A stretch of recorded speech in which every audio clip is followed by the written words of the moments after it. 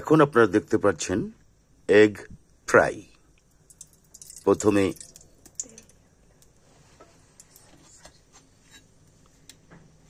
কড়াই থেকে তেল দেওয়া হলো। তেল একটু গরম হবার পরেই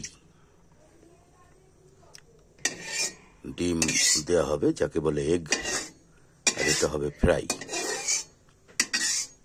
তেল একটু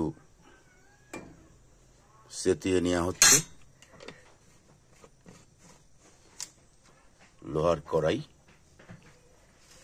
এটা একটা ফেভারিট আইটেম সমগ্র পৃথিবীর।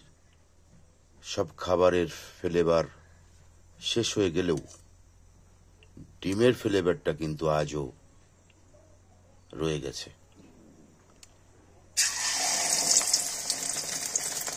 চমৎকার একটি আইটেম।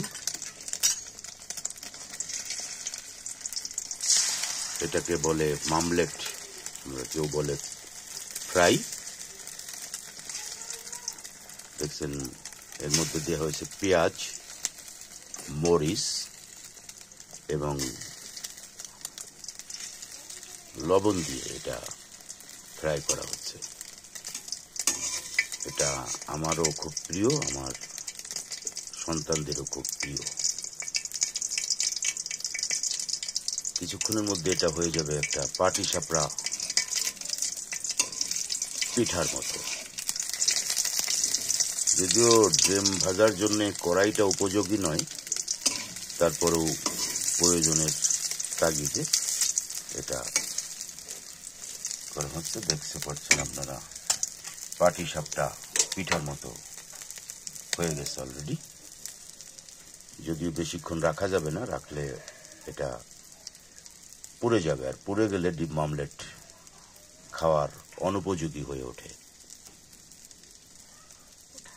চমৎকার একটি আইটেম, কড়া করে ভাজি করছে। আপনারা দেখতে পাচ্ছেন তেলে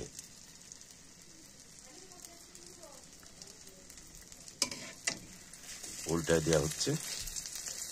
এটা খাওয়া হবে খিচুড়ির সঙ্গে। ভুনা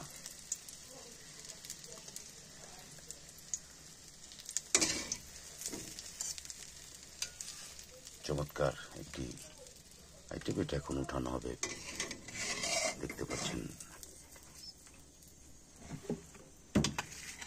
অলরেডি উঠানো হয়ে গেল। চমৎকার। আজ এই পর্যন্তই। সবাই ভালো থাকবেন। This is egg fry.